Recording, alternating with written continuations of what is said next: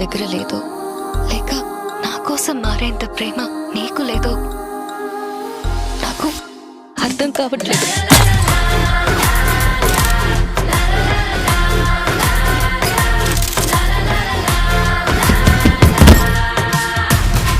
చరిత్రలో కూడా ఎవ్వరు ఎప్పుడు ఎరగని పన్నాగం.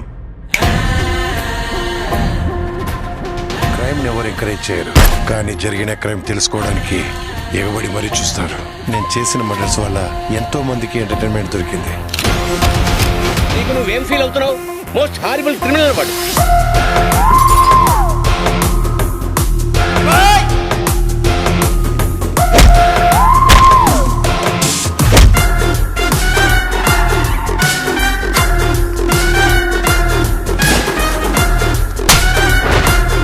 దయచేసి మళ్ళీ నాకు కనిపించకు.